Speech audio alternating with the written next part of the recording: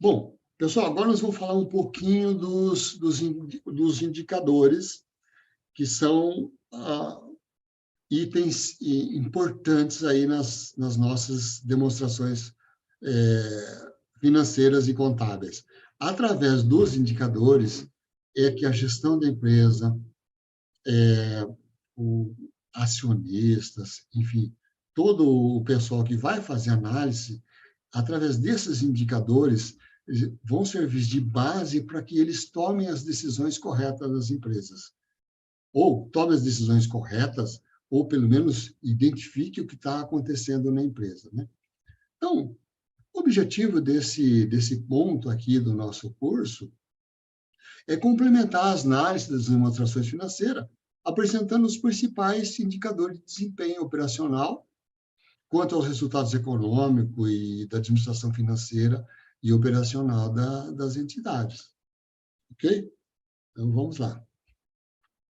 Vamos ver se a Josi está mandando mais algumas mensagens. Por enquanto, ainda não.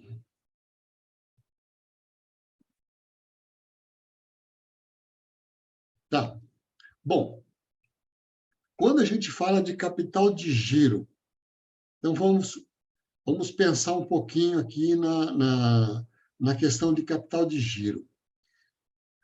Quando o empresário ele monta a empresa, ele pensa no que ele vai vender, no que ele tem que nos equipamentos que ele tem que comprar, num carro que ele vai ter que ter para entrega, enfim, funcionários que ele vai ter. Só que ele acaba não pensando na necessidade de capital de giro, que é o que pode, às vezes, surpreendê-lo durante a execução do seu negócio, durante a implantação do seu negócio. Então, é muito importante que ele faça essa análise. Isso, o empresário que está pretendendo montar uma empresa, ele tem que fazer toda a necessidade de capital de giro, todas as previsões de capital de giro que ele vai precisar.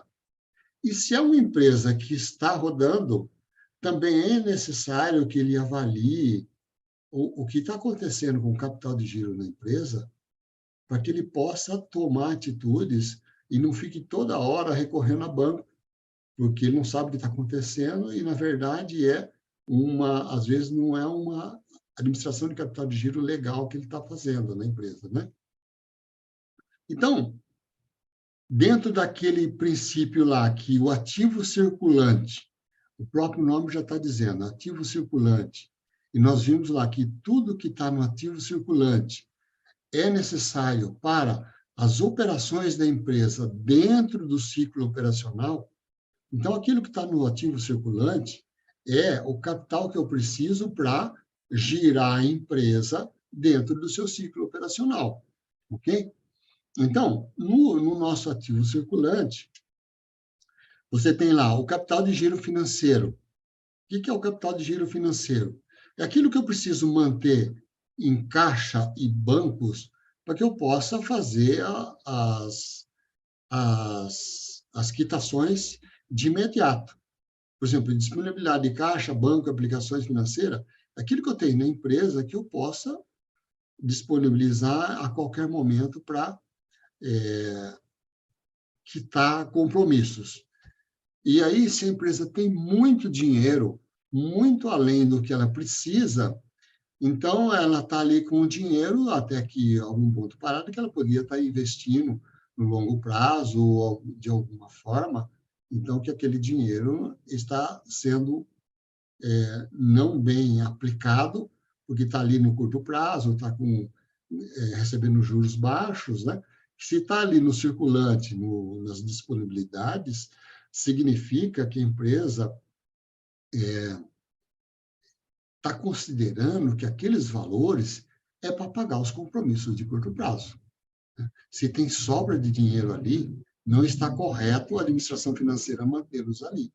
Tem que achar uma aplicação de longo prazo ou um outro tipo de investimento para aplicar esse dinheiro que está sobrando ali nas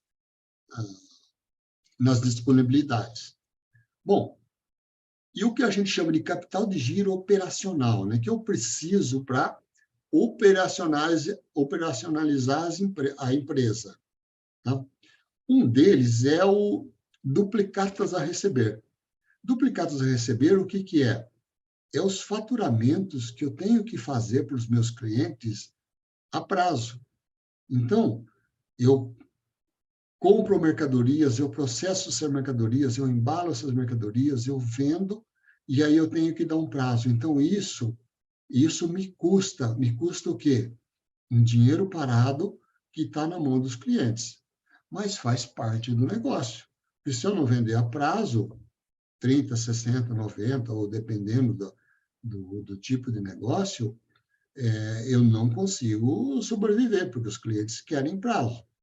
Assim como a empresa também quer prazo dos fornecedores para aliviar o seu capital de giro, os nossos clientes, ou os clientes da empresa que nós estamos tomando conta, também querem prazos maiores nas suas compras, ok? Bom, um outro item que faz parte do capital de giro operacional são os estoques. Nós já falamos bastante do estoque, e o estoque é aquilo que a empresa precisa para manter o seu ciclo operacional sem atropelos. Não pode faltar mercadorias, seja para atender os clientes, ou seja para atender a produção. Se é um fabricante, por exemplo, tem a produção, eu tenho que ter matéria-prima no estoque em tempo certo para atender a produção. Se tiver descasado isso, eu não tenho estoque de matéria-prima, a produção fica parada, funcionários fica parada e eu não atendo o cliente. Então, a gestão de estoque ela é muito importante. Muito importante para o atendimento de produção e clientes, como também importante porque é aquilo que eu falei desde o início, é dinheiro na prateleira, dinheiro parado na prateleira, o estoque. Tá? E o imposto a compensar são os impostos que você tem de crédito nas suas aquisições, eles ficam aqui também no giro operacional, você pode contar com eles, né? Porque se você tem aí imposto a compensar, no seu faturamento você vai ter os impostos, você vai gerar os impostos que são devidos, então os impostos que são devidos do faturamento você compensa com os impostos aqui que você tomou crédito nas suas aquisições, né? E os adiantamentos para fornecedores, lembra que eu falei para vocês, a conta de adiantamento de fornecedores, ela contempla não só as compras online, que você tem que pagar primeiro para depois receber a mercadoria, mas também contempla as compras que você faz porque você não tem crédito ou porque o fornecedor não vende se não for à vista, se você não pagar, ele não te entrega. Então, aí entra os adiantamentos a fornecedores. Ok? Lembrando sempre daquilo que eu falei para vocês. Cuidado com a conta de adiantamento de fornecedores, porque ela deve estar num nível que corresponde exatamente ao título, adiantamento a fornecedores. A partir do momento que o fornecedor faturou aquilo que você tinha adiantado o dinheiro para ele, a conta deve ser baixada. Então, esse é o conceito. E quando você pegar em mãos ou assumir uma contabilidade de uma empresa e a conta de adiantamento a fornecedores estiver muito alta, pode ter certeza que tem lançamentos indevidos ali. Ou que se lançou e não deram baixa, foi lançando e dando baixa, lançando e dando baixa. Ou, por exemplo, pode ter ali disfarçadamente, né? Eu já vi em algumas auditorias que nós fazemos, por exemplo, o sócio não pode receber distribuição de lucro, seja porque a empresa não tem lucro, ou seja porque ele está na dívida ativa com os impostos federais. Então, ele não pode receber lucro, ele não pode distribuir lucro. ou também a empresa tem prejuízo, também não consegue.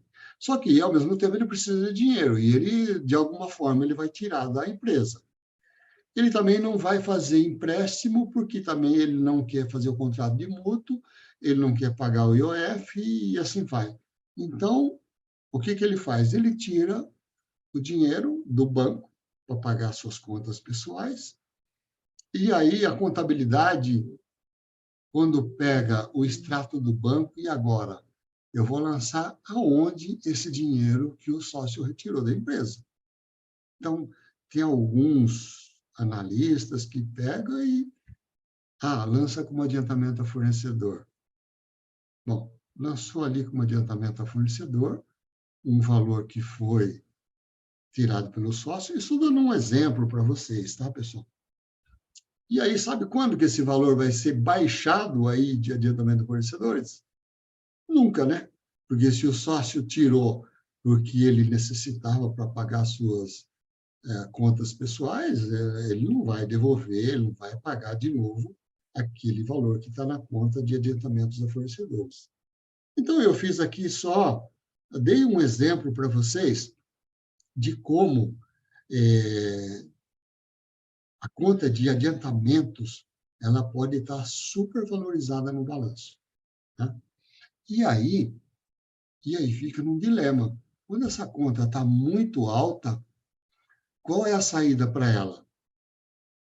Bom, em pensar numa empresa de lucro real, eu vou ter que jogar para resultado, e esse resultado ele é não dedutível, e torcer para o fisco não pegar esse lançamento.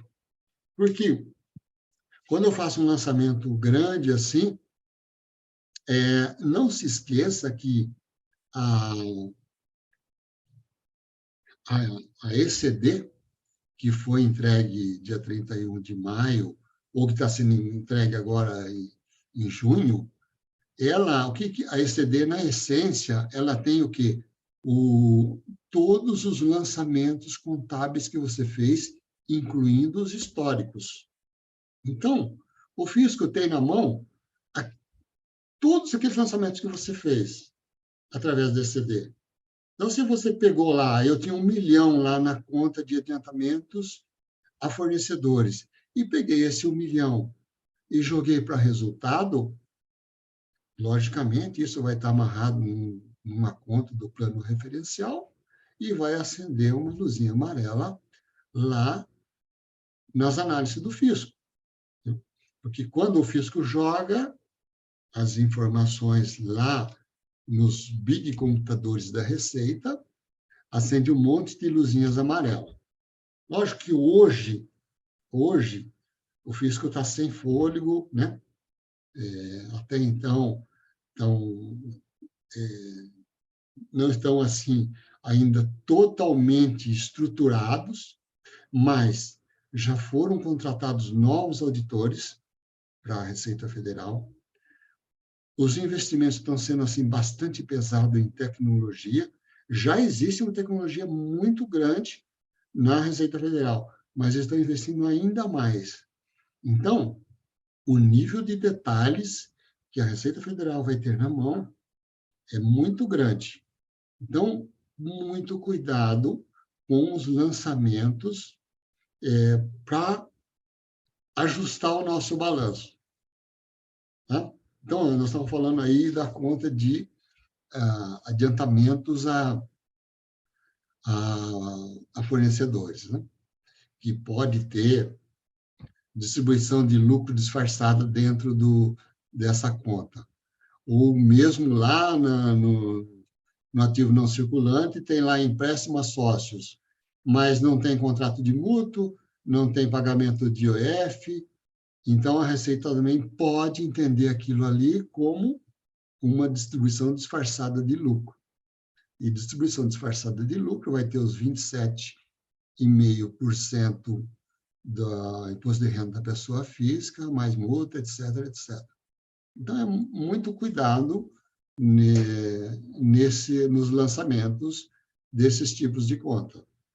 Bom, por que eu estou falando isso? Porque nós estamos tratando de análise das demonstrações financeiras. E análise de demonstrações financeiras, ela requer o quê? Que nós sejamos céticos com as informações. Tá? Eu estou transferindo agora para vocês, não os conceitos de analista das DFs, e sim o conceito de auditor. Olhar as informações de forma cética. Né? E quando eu falo assim, nós estamos falando aí de ECD, de ECF, uma coisa importante, principalmente, não sei se tem algum auditor ou que vocês pretendam ser auditor, uma coisa importante, quando você vai fazer análises das DF de uma empresa ou está analisando o balanço, a DRE de uma empresa, você pedir também o balanço, a DRE e a balança DRE, basicamente, o Elalur e o Elax, da ECF, daquele que ele mandou para o governo, para ver se o que foi enviado para o governo é o mesmo que você tem aqui no papel. Então, isso é uma informação importante para o auditor. Lógico, o auditor também tem N outras maneiras de checar as contas, mas esse é uma informação importante. Então, por exemplo, na auditoria agora de 2022, que nós fizemos nas empresas, nós pedimos todas as ECFs que foram entregas dia 31/8 de 2022. Isso em relação ao ano de 2021, para verificar se os saldos iniciais estão corretos lá na Receita Federal. Ok? Então, vamos lá. Então, nós estamos falando aqui do capital de giro. Da mesma forma que você tem o capital de giro lá no ativo circulante, você tem no passivo circulante as obrigações que confrontam com o seu capital de giro lá do ativo. Então, eu tenho no passivo circulante a divisão de passivo circulante operacional e passivo circulante financeiro. Por exemplo, circulante operacional são os fornecedores que eu tenho a pagar, são os salários em cargo que eu tenho a pagar e os impostos que eu tenho a pagar. Isso é o que está circulando no lado do passivo e que eu tenho que ter recursos lá no meu ativo para pagar isso. Nós estamos falando do mesmo ciclo operacional. Se eu estou falando em 12 meses, eu tenho que ter recursos lá no meu ativo que cubram esses passivos aqui. E tem também o passivo circulante financeiro, que são os empréstimos obtidos, principalmente aqueles empréstimos que a gente chama de capital de giro, que é o giro pré e todos aqueles que as empresas tomam, que é de curto prazo, 30, 60, 90 dias, então são empréstimos obtidos, e as duplicatas descontadas. Hoje não mais, mas em algum tempo, ainda você olhava duplicata descontada lá no ativo como redutora da conta de clientes. Então, isso não mais. Então, raramente acontece isso, porque quando a empresa fatura alguma coisa, ela vai no banco e desconta esse título, na verdade, o banco está pegando aquele título com uma garantia, mas ele não está comprando aquele título. Tanto é que, quando aquele título vence e o cliente não paga, imediatamente o banco debita da sua conta o valor do título e mais o encargo, lógico. Né? Então, você acaba pagando juros duas vezes, quando você desconta uma duplicata e o cliente acaba não pagando, já duas vezes. E na empresa a gente chama de recompra, né? Que é o inverso da duplicata descontada. Então, duplicata descontada é um passivo, tenham em mente isso. É muito raro o banco adquirir os direitos e assumir os direitos de uma duplicata, ele não faz isso. Então, vai ficar aqui no passivo duplicatas descontadas. Né? E tem toda uma questão de contabilização bastante complexa de duplicata descontada. Como eu falei, você desconta a duplicata, mas você não baixa ela do contas a receber, ela vai ficar lá no passivo, passivo contra a caixa, e os juros porque o banco, quando ele te paga uma duplicata, você vai lá no banco e desconta a duplicata de 1.000, aí ele te dá 900. Só que você reconhece um passivo de 1.000, 900 no banco, e juros a apropriar, ainda no ativo, de 100. Por que juros a apropriar? Porque aquele juro só vai ser devido quando houver a liquidação do duplicata. Então, você vê que a contabilização de duplicatas descontadas ela é bastante complexa. Então, tem que prestar atenção nisso. Quem vai fazer auditoria, quem vai levantar, precisa atentar a isso. E o título só é baixado se o banco informar na sua francesinha que o cliente pagou aquele título. É naquele momento que você baixa o título e reconhece os juros. Embora o banco já tenha descontado lá quando ele descontou, mas o reconhecimento dos juros é na liquidação da duplicata.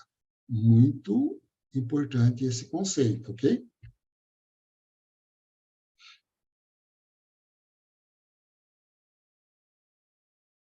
Bom, e a necessidade de capital de giro. Então, nós temos aí ativo circulante menos passivo circulante. Então, se eu tenho aqui no meu ativo,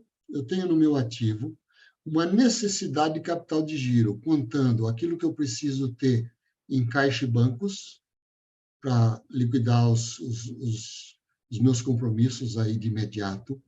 Eu tenho ali, no meu ativo, eu tenho ali as duplicatas a receber, que eu financei aos meus clientes, eu tenho ali os estoques que eu preciso manter, os adiantamentos a fornecedores. Então, esse é o meu ativo circulante. E no passivo, que é os primeiros aqui, o que eu tenho? Eu tenho as obrigações trabalhistas, obrigações fiscais e adiantamento de clientes. Tá? Isso daqui, em termos de capital de giro, nós chamamos de fontes de capital de giro. Fontes de capital de giro. Vocês concordam que fornecedor é uma fonte de capital de giro? A empresa não tem dinheiro, mas ela tem crédito. Então, ela compra a matéria-prima a prazo. Se ela conseguir que um fornecedor forneça a matéria-prima ou um produto que ela vai revender com 60 dias de prazo, pô, então isso é uma fonte de capital de giro. O próprio fornecedor está financiando a operação dela. Ela coloca essa mercadoria no estoque e dentro desses 60 dias ela vai tentar vender e dar um prazo até inferior a 60 dias para os seus clientes para que se compense. Então, a empresa não tem dinheiro, tá bom, então eu vou apelar para os fornecedores para que dê um prazo maior para que eu consiga colocar no estoque, fazer a venda e ainda conseguir pagar os fornecedores. Então, vocês estão vendo que essa questão do gerenciamento de capital de giro ela é muito importante para que o administrador financeiro ele consiga ter essa visão e fazer esses exercícios. Porque às vezes nem é necessário você recorrer a banco. Talvez você, conversando com os fornecedores, você consegue, às vezes, equilibrar a sua necessidade de capital de giro. Então, quem são os financiadores do seu ativo circulante? Os financiadores do ativo circulante. Obrigações trabalhistas. O funcionário não trabalhou todo o mês de junho? No dia 30 de junho, eu ainda não paguei aos funcionários, vou pagar no 5º dia útil de julho. Então, na verdade, eu recorri a uma mão de obra a prazo, porque os funcionários trabalharam desde o dia 1º de junho até, lógico, eu tenho um adiantamento, tá? Mas desde o dia 1º até o dia 30 de junho, eles trabalharam, produziram, eu posso até ter vendido esses produtos, só que eu vou pagar os funcionários dia 5, o quinto dia útil de julho. Entenderam? Como a questão aqui, obrigações trabalhistas, também acaba financiando, né, a necessidade de capital de giro, né? Obrigações fiscais, todo ICMS que é gerado nas notas fiscais de vendas, eu consigo pagar lá para o dia 10, dia 20 do mês seguinte. Então, é uma forma também dos impostos devidos em cada nota que eu faturei, eu ter um prazo para pagar. Então, também é uma fonte de capital de giro, né? Fornecedores, eu já falei. Adiantamento de clientes. Esse é um item importante também. Por exemplo, eu já tenho um pedido do cliente, é um cliente bastante parceiro, então eu tenho um pedido para entregar para ele dia 15 de julho. Então eu vou faturar para ele dia 15 de julho. Ah, mas eu estou precisando agora dia 30 de dinheiro para uma série de compromissos. Então eu peço para esse cliente adiantar um dinheiro referente à entrega que eu vou fazer lá para o dia 15 de julho. Isso não é faturamento antecipado, ele simplesmente vai pegar um dinheiro lá do caixa dele e vai depositar no caixa da empresa. Isso chama-se adiantamento de clientes. E ele entra no passivo. Por quê?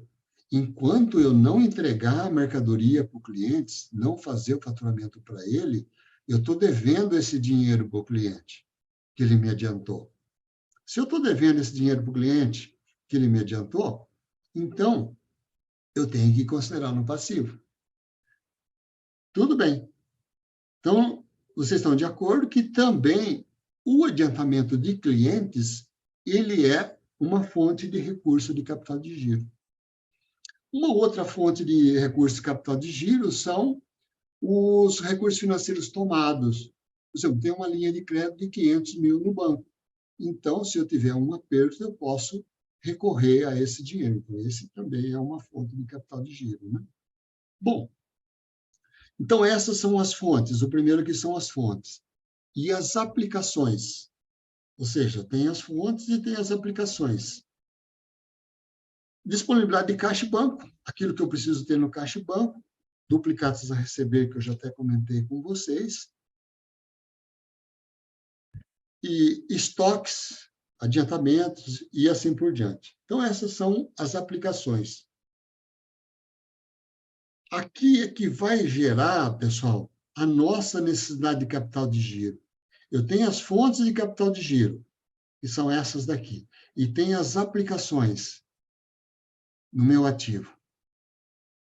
Agora, isso daqui é suficiente para essas aplicações?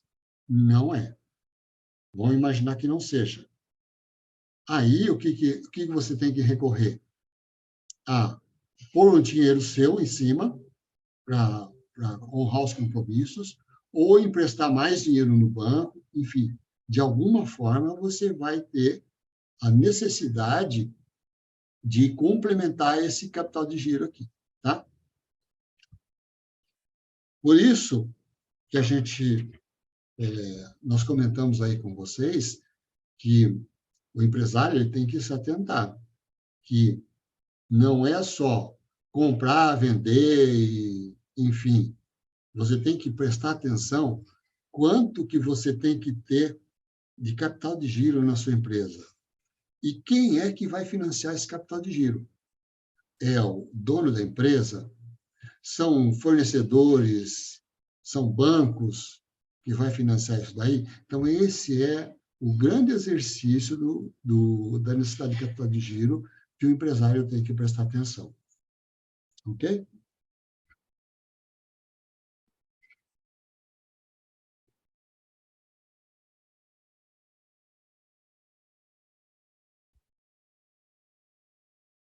Bom, Aqui, de uma forma gráfica, nós vamos mostrar um pouquinho como que a gestão financeira ela olha o ciclo operacional.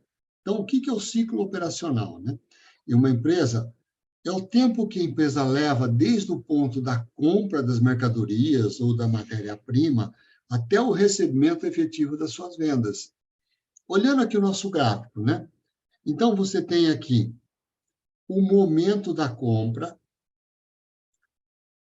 Aqui, o prazo médio do giro de estoque, o PMG é o prazo médio de giro de estoque, né? Tem o prazo médio de giro de estoque. Então, eu comprei. Aqui que é o prazo médio de giro de estoque. É o tempo médio que a mercadoria fica nas prateleiras, ok? Então, esse é o prazo médio de giro de estoque. Então, eu comprei e já vendi no mesmo momento? Não, não acontece isso. Pelo menos você tem que armazenar e vai ter um tempo para vender. Aí você vende a mercadoria. Então, vamos imaginar que você tem aí clientes e já conseguiu vender a mercadoria. Aí você tem um outro prazo, que é o prazo médio de giro dos recebíveis. Prazo médio do giro recebível, PMGR, prazo médio dos giros recebíveis. Então, mais uma pernada aí. Então, entre a compra e o que recebe, vamos imaginar que o prazo médio de estoque seja 60 dias. E o prazo médio que você está dando para os seus clientes é 120 dias. Então, você tem o ciclo operacional desde a compra até o recebimento, você tem aí 180 dias. Esse é o tempo do ciclo operacional. Exemplo, eu compro 60 dias, vendo, recebo em 120, então meu ciclo operacional é 180 dias. Tá claro isso? Ok, pessoal?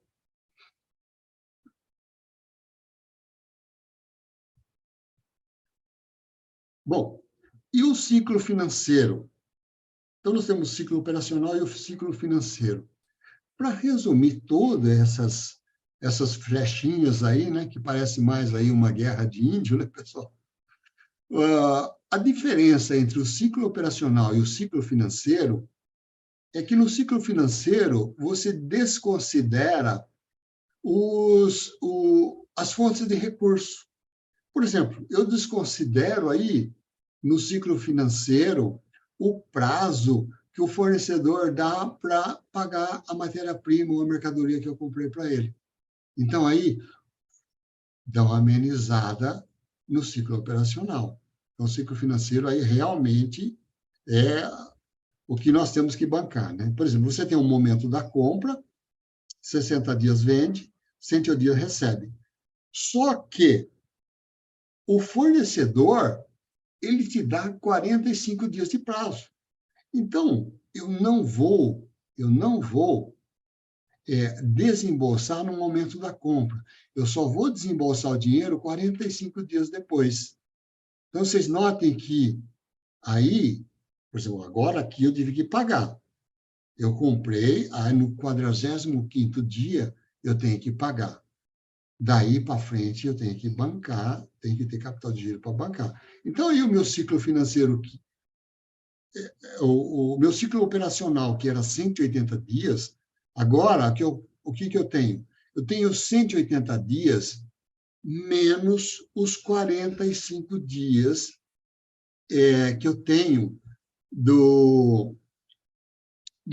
que o fornecedor me deu de prazo para pagar as compras. Entenderam, pessoal? Esse é o meu ciclo financeiro.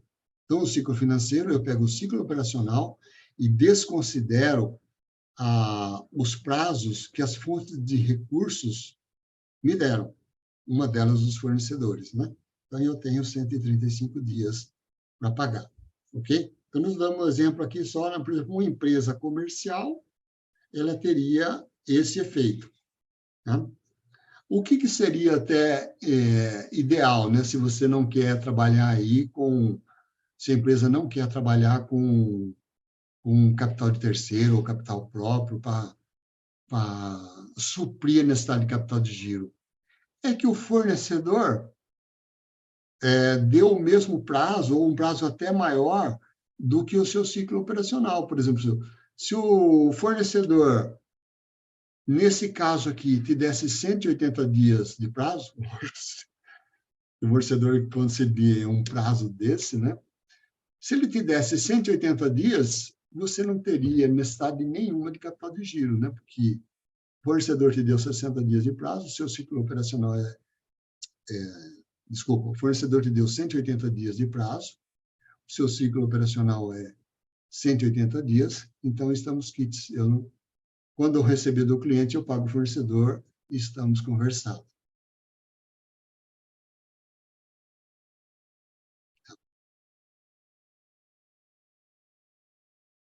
Pessoal, eu acredito que nós vamos, o nosso intervalo é às 15h30.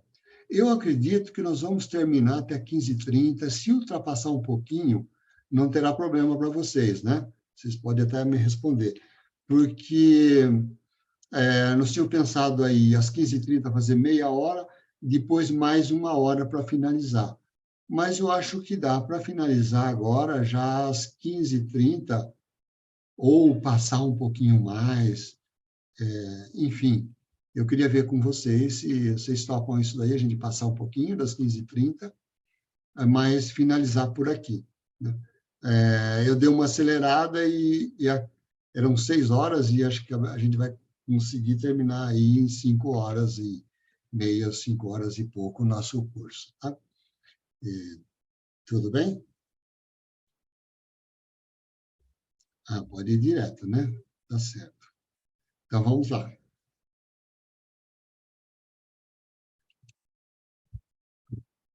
Bom, capital de giro, tempo médio dos recebíveis. Então, gente, tudo aquilo que a gente falou, nós temos que converter em realidade. Ou seja, nós estamos falando aí, qual é a necessidade de capital de giro? Eu pego o meu ativo circulante menos o passivo circulante. É o capital de giro que a empresa, é o NGC, ou a necessidade de capital de giro que a empresa precisa. Entenderam? Ativo circulante menos passivo circulante é a necessidade de capital de giro. Tá? Mas, como que isso se distribui? Eu preciso disso de uma vez só, ao longo de 30 dias, de 60 dias, né? Então, isso vai depender do giro de cada uma dos recursos que eu tenho que aplicar. Por exemplo, quanto receber? Qual é o giro de quantos receber? Quanto tempo que eu preciso financiar meus clientes? Qual é o tempo que eu preciso para financiar o meu estoque em prateleira? Então, isso, para que a gente tenha uma noção exata de como essa necessidade de capital de giro, ativo circulante menos passivo circulante, como ela se distribui ao longo do tempo, com base nos giros, ok? Então, aqui, o contas a receber, a gente vai pegar o quê? É o valor médio do período de contas a receber do balanço ou a última posição do balanço fechado. Por exemplo, se você tiver, durante o ano de 2022, todas as posições de contas a receber, de janeiro, de fevereiro, de março, abril e assim por diante, se você tiver todas essas posições, você pega a média delas. Por exemplo, em janeiro eu tinha 10 mil de contas a receber, em fevereiro eu tinha 12, em março eu tinha 9, e aí você pega o saldo de contas a receber médio de todo esse período, então você tem a média de contas a receber durante um ano. Mas eu não tenho isso, a empresa não forneceu, alguma coisa desse tipo. Então, como que você faz essa análise? Eu pego o contas a receber do balanço de 31/12. Estamos conversando. Tá? Vendas do período. É o total das vendas brutas reais acumuladas no período em análise. Tá? Então, se é 12 meses, então é as vendas de 12 meses. Né? E o número de dias é importante aqui, ele corresponde ao número de dias em que as vendas brutas estão computadas. Exemplo, eu peguei as vendas brutas da minha DRE fechado em 31/12, que corresponde a todo o ano de 2022. Então, eu estou falando aqui em 365 dias. Se eu estivesse olhando o balanço em 30/6, eu estou falando de venda bruta de 180 dias. Se eu estou falando das vendas brutas de abril, eu estou falando das vendas brutas de 120 dias. Está claro isso? Ok? Então, é importante, porque eu não posso comparar o meu contas a receber com a venda bruta de um mês. Eu tenho que anualizar isso. Se já está anualizado, tudo bem. Se não está, eu tenho que anualizar, né? Então, fica assim. No o exemplo hipotético, né, do nosso balanço, nós temos lá de receita bruta. Por que tem que ser a receita bruta nesse caso aqui? Porque necessidade de capital de giro, ela envolve o que? A venda bruta, porque eu vou ter que pagar os impostos também do governo, os impostos que incidem sobre as vendas. Então, nós temos aí 172 mil lá na nossa DRE, lá no comecinho que nós vimos, 172 mil, 172 milhões, no nosso exemplo hipotético, né? E o contas a receber fechou em 17.470. Então, como que você acha o giro de contas a receber? Você vai pegar a posição do contas a receber, seja ela a média ou seja a última, de 31/12, e vai dividir pela receita bruta do período e multiplicar pelo número de dias. Esse número de dias, como se trata do ano todo, eu multiplico por 365. Se eu estivesse olhando o balanço, a DRE semestral, eu ia multiplicar, logicamente, por 180. Está claro isso para a gente entender? Então, essa empresa, ela tem 37,1 dias de tempo médio que as vendas demoram para ser recebidas. Então, eu tenho que ter capital de giro suficiente para aguentar, né, para aguentar as minhas vendas por 37,1 dias. Esse é o tempo médio que a empresa está financiando os seus clientes. Ok? Então, agora já descobrimos o tempo médio de financiamento dos clientes. Tudo bem, tinha lá no balanço 17.470, mas eu não sei 17.470 como que é que eu tenho que pagar, que eu tenho que receber ele. Vamos a um outro. Então, o capital de giro, aí, até extrapolando um pouquinho aqui, vamos imaginar, então, nesse caso, no nosso exemplo hipotético, que o empresário, ele falou assim, olha, eu vendi 172 mil em 2022, só que em 2023 eu quero vender 200 mil. Pronto. Para o empresário, isso daí, para o pessoal de comercial, pessoal de vendas, isso é muito transparente, né? Vamos aumentar as vendas, vamos aumentar as vendas. Tá bom. Mas aí o gestor das finanças fala assim, opa, vai aumentar as vendas, eu vou ter que aumentar o quê? A minha necessidade de capital de giro, porque eu aumentando as vendas, vocês concordam que eu vou aumentar meu contas a receber? Eu vou ter que pôr mais dinheiro na mão dos clientes? Tá bom, então, aí o dono da empresa fala, tá bom, então vamos ver o efeito disso. Se eu aumentar as vendas de 170 para 200 mil, vamos ver qual é a necessidade de capital de giro que eu vou necessitar, né? Então, o giro, lembra no slide anterior que ele era 37,1. Então, a fórmula fica desse tipo. Eu vou pegar os 200 mil vezes 37,1 dividido por 365. Simples assim, é essa conta que você faz. Então, lembra que nós tínhamos lá 17.470? Então, eu vou aumentar o meu recebível para 20.328. Então, eu tive aí um aumento na minha necessidade de capital de giro de mais de próximo a 3 mil reais, né? Aqui está encobrindo, né? Mas deu para perceber, vocês perceberam aí, que o efeito das vendas, do aumento das vendas, já teve um aumento, já teria um aumento imediato na necessidade de capital de giro só no pós-receber. Falta ainda analisar os estoques, ok? Vamos ver os estoques?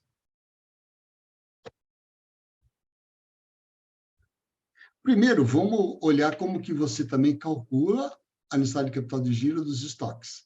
Então, o capital de giro dos estoques é o tempo, ou seja, o tempo médio de estocagem, o tempo médio que as mercadorias, as matérias-primas ficam na prateleira. Então, aí, também é o mesmo conceito. Ou você analisa todas as posições de saldo de estoque nos últimos meses, ou nos últimos 6 meses, ou nos últimos 12 meses, você analisa.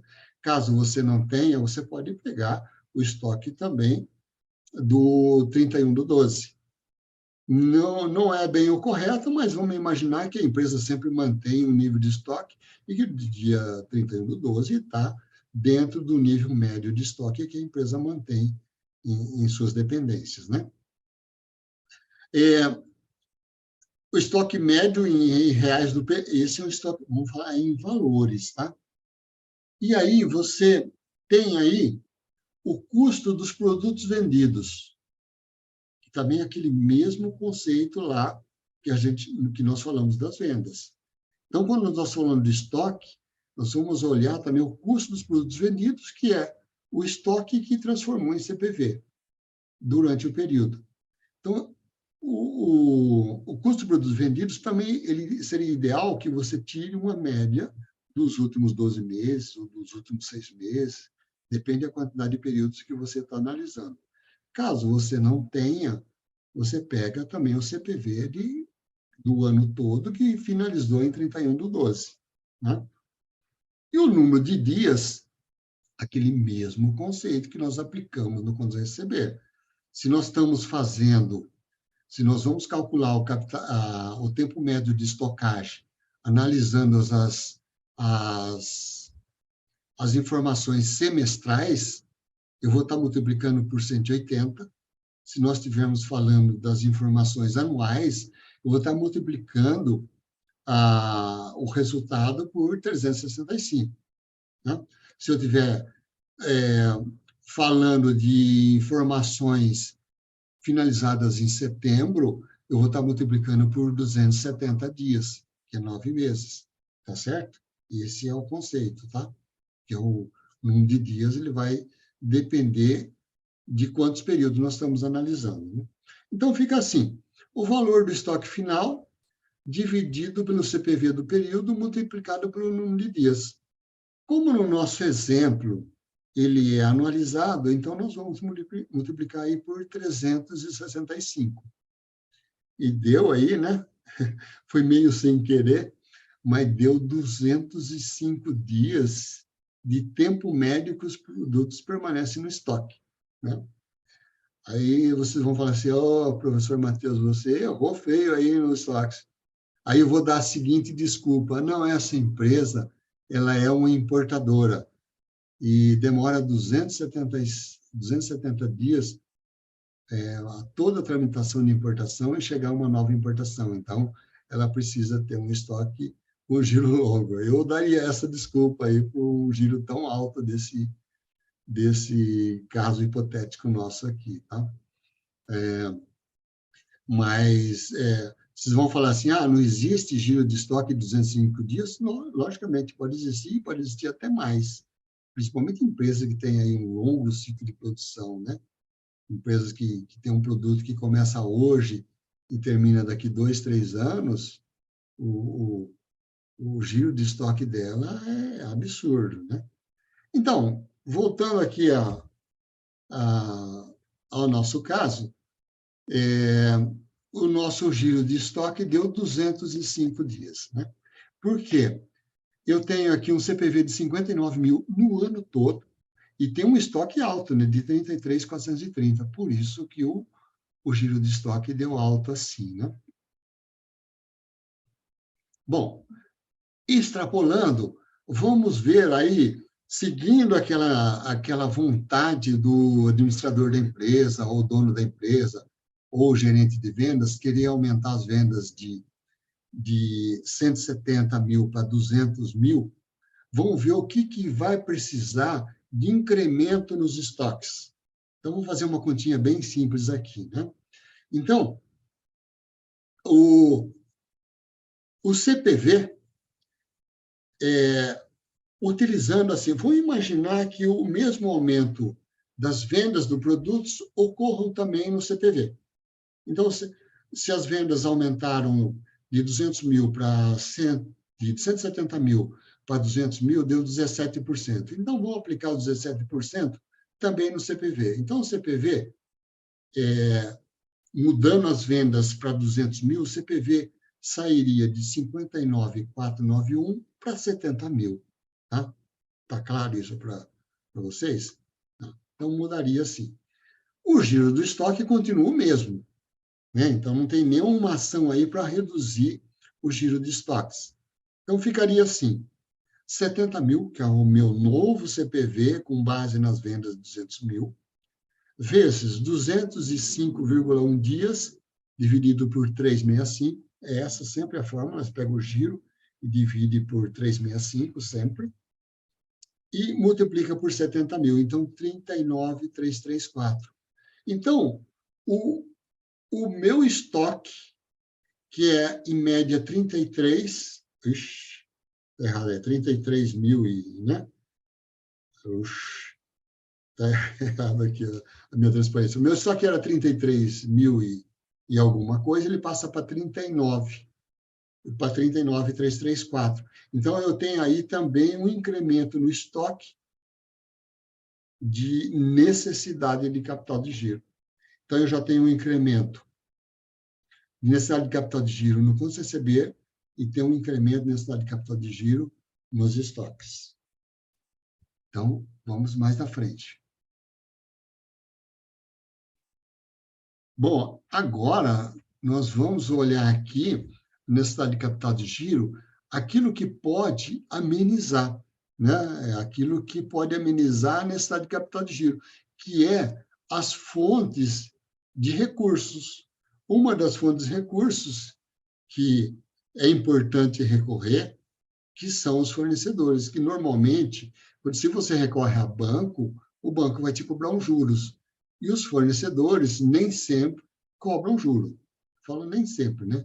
Muitas vezes você vai pedir um prazo, ele vai querer embutir um acréscimo financeiro nas suas compras, né?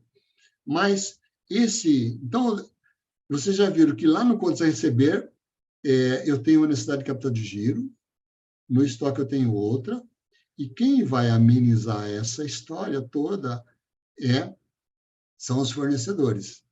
Então, primeiro, vamos descobrir qual o prazo médio que os fornecedores estão atribuindo à empresa. Então, aí tem toda uma explicação, né? E para achar o giro giro médio de fornecedores, é interessante que você tenha um relatório das compras efetuadas durante o ano, ou durante 6 meses, caso você esteja utilizando o semestral. Então, é necessário que você tenha. No nosso caso hipotético aqui, nós não temos o valor das compras. Mas vamos imaginar, assim, só para a gente fazer um raciocínio, que o valor das compras é igual ao CPV, ou seja, aquilo que ele vendeu não teve reajuste, aquilo que comprou do fornecedor virou CPV. Tá? Vamos imaginar dessa forma. Tá? Por isso que nós vamos usar o número do CPV aqui, em substituição ao valor das compras do período. Mas o correto é você comparar a posição de fornecedores com as compras do período. É aí que você vai conseguir descobrir o prazo médio dos fornecedores. Tá? Nós temos aqui uma exceção, porque no nosso exemplo hipotético nós não temos a informação de fornecedores. É um recurso que eu utilizo. Caso não tenho as compras, a empresa não informou as compras. Tá bom, eu vou pegar lá E vou extrapolar através do CPV. Considerar que o CPV é igual às compras. Tá? Bom, então, a fórmula é simples. O prazo médio de pagamento das compras, o PMPC, é fornecedores dividido pelas compras vezes o número de dias, né? Dentro daquele conceito que eu já falei para vocês, né? No caso nosso aqui é anual, então nós vamos pegar o saldo de fornecedores e dividir pelas compras. No nosso caso aqui, deu 156,4 dias. Ou seja, tem aí uma folga grande. Os fornecedores nos dá para essa empresa aqui um prazo bem elástico. Só que nós temos que ver isso quanto que ameniza na necessidade de capital de giro. Tá? Porque esse caso aqui, específico, é uma fonte de capital de giro. Né? O contas a receber o estoque é o que é o recurso que você necessita. E essa é uma das fontes que você tem. A outra seria o próprio bolso, né? Ou bancos, ou, enfim, uma outra lá, empréstimo do sócio, enfim, são fontes de recurso também. Então, vamos ver qual é o efeito disso. Bom, vamos transformar isso daí em valores, para saber quanto que os fornecedores podem amenizar aquelas duas necessidades de capital de giro que nós tivemos, tanto no estoque quanto no contas a receber. Então, a fórmula aí, ela também parte do seguinte princípio. As nossas compras, que era 59.491, elas vão ser necessárias para atingir as vendas de 179 mil, de 170 mil para 200 mil, vai aumentar 17%. Então, as compras também vão aumentar 17% aqui no nosso exemplo hipotético. Então, ficaria assim, as novas compras para o período vindouro é 70 mil, vezes o prazo médio dividido por 365. Então, a posição de fornecedores de 25.497 passa para 29.995. Então, eu tenho aí, para amenizar, ou seja, uma fonte de recurso de 4 mil, para amenizar os recursos que eu preciso para aplicar lá, tanto no contas a receber, quanto nos estoques. Então, esse é um cálculo que é feito, né?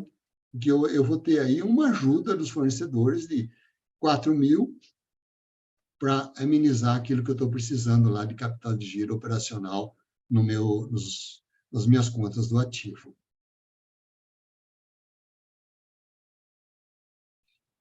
Bom, pessoal, está entendido isso?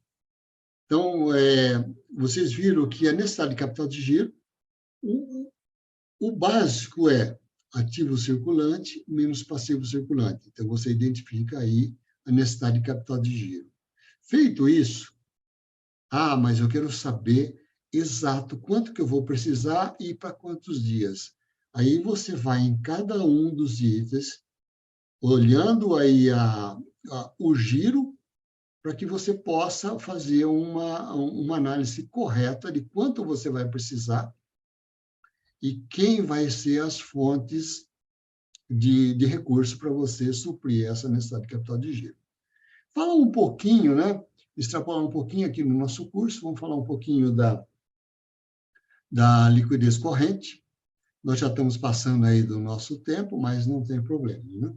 A liquidez corrente, ela é muito utilizada, pessoal, para que você analise a capacidade de pagamento da empresa. Quando você quando o gerente do banco te pede o balanço de um cliente seu, de uma empresa, ou da empresa que você trabalha, os primeiros cálculos que ele vai fazer é o cálculo de liquidez. Ou seja, para saber se a empresa tem capacidade de pagamento. E o que essa liquidez é? O que você tem de recurso com o que você tem de obrigação. Isso principalmente no curto prazo. No curto prazo, que são os 12 meses vindouros a partir da data de fechamento do balanço, né? Então, a liquidez corrente é simples assim. Você pega o total do seu ativo circulante e divide pelo passivo circulante. Então, no nosso exemplo hipotético, nós temos 97.437 de ativo circulante, somando estoque, quando receber, aplicação, disponibilidades, adiantamentos. Então, nós temos 97.437. No passivo, somando fornecedores, salários a pagar, impostos a pagar, tudo ali do curto prazo, os financiamentos, nós temos 74.041.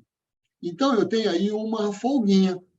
Ou seja, o que eu tenho no meu ativo de recursos, conversíveis de imediato ou não, eu tenho 97.437 dividido por 74 do que eu devo, então eu tenho a capacidade de 1,32. Traduzindo isso, então, para cada real que eu devo, quando eu falo eu estou imaginando que essa empresa seja minha, né? Então, para cada real que a minha empresa deve, eu tenho R$ 1,32 para pagar. Tá? Então, eu tenho uma pequena folga aí, considerando o que eu tenho de estoque, o que eu tenho de contas a receber, o que eu tenho de disponibilidades. Então, eu tenho essa conversão. Então, o cara do banco vai olhar, olha, está meio apertado, mas ele está em condições. E se fosse um? Se fosse um, para cada real que eu devo, eu tenho R$ 1 no meu ativo para pagar, de imediato, né? Então, esse índice ele é olhado assim, né? Quanto maior, melhor. Quanto maior, melhor. Né? No nosso caso aqui está um pouquinho apertado, né? 1,32 a gente deve considerar que é apertado. Por que é apertado, gente? Porque a gente está considerando o que eu tenho para pagar para fornecedores, para banco, para empregados, é tudo dinheiro que eu tenho que disponibilizar. E eu estou comparando os meus recursos que não é dinheiro. Por exemplo, dinheiro que eu tenho no caixa, no banco, mas quantos receber eu dependo de quando o cliente pagar. Estoque, eu dependo de quando vou vender esse estoque.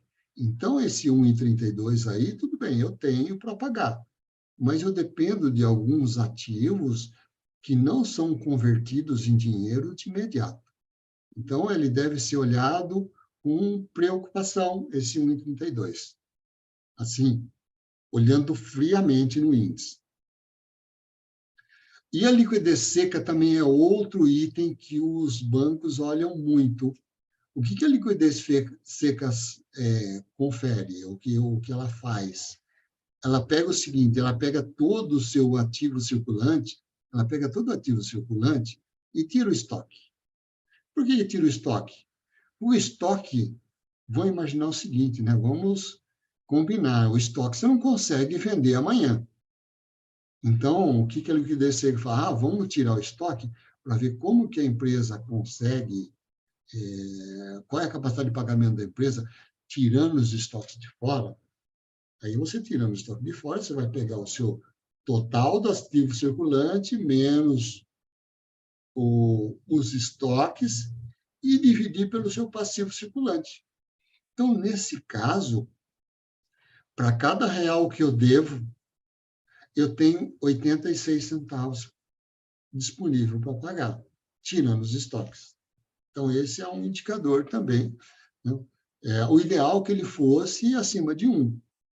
Então, quando eu tiro o estoque, eu só fico com as disponibilidades, fico com contas a receber, com adiantamentos e outros créditos ali do circulante. O estoque fica fora. Então, nesse caso aqui, eu só tenho 86 centavos para pagar para cada real que eu devo lá no meu passivo circulante. Tá ok? Bom, pessoal, terminamos aqui. Espero que vocês tenham, assim, aproveitado. Terminamos aí 45 minutos antes do tempo, até correr um pouco, terminamos um pouco. E lembrando o seguinte, essa apresentação eu vou disponibilizar para a Josi, ela vai estar replicando para vocês. A apostila já está com a Josi, também ela vai estar repassando para vocês. E o link que nós gravamos aqui, eu vou estar disponibilizando para vocês no YouTube. Lógico que não vai ser de imediato, porque eu vou pegar esses vídeos, vou dar uma editada neles para que eu possa carregar tranquilamente lá no YouTube e vou passar exclusivamente para vocês o link do YouTube. Por que eu falo exclusivo? Porque só vocês que se inscreveram é que vão ter acesso a essa aula lá no YouTube. Nenhum outro mais, ou seja, o meu YouTube é aberto, mas especificamente essas aulas vão ser um link dedicado somente para quem se inscreveu, ou melhor, vocês vão receber o link e vocês vão poder acessar, né? É só não emprestar o link para os outros, tá? Estamos combinados assim? Então, aí eu tenho os materiais que eu utilizei para embasar aí os conhecimentos, teóricos, e tem toda a minha experiência que eu dediquei aqui em cima desse curso para vocês. Experiência de consultor, de conselheiro e de auditor, porque eu sou contador, auditor, sou bastante adepto à empresa implantar controles internos, né? Se vocês olharem aí nas minhas redes sociais, eu tenho a propaganda de um livro que eu escrevi, que é Fraudes, Riscos e Prevenção.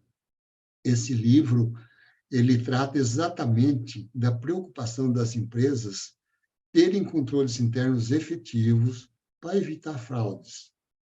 Eu até brinquei esses dias, né? Se a Americanas tivesse lido o meu livro, não teria acontecido aqueles problemas. Desculpe, gente, isso acontece. Temos aí um pouco de alergia e está tossindo, né? Então, se vocês tiverem oportunidade e quiserem dar uma olhada no livro, né, ele está disponível na Amazon, tanto o físico quanto o e-book. Também tem aqui na livraria Leitura, deve ter alguns exemplares ainda, né? Pessoal, eu estou assim, disposto, vocês têm aí os meus contatos, pode perguntar, seja diretamente para mim ou seja através do Siscom. Agradeço realmente muito a todos vocês que tiveram paciência e acompanhar esse curso aqui com vocês. Pessoal, muito obrigado e tudo de bom para vocês.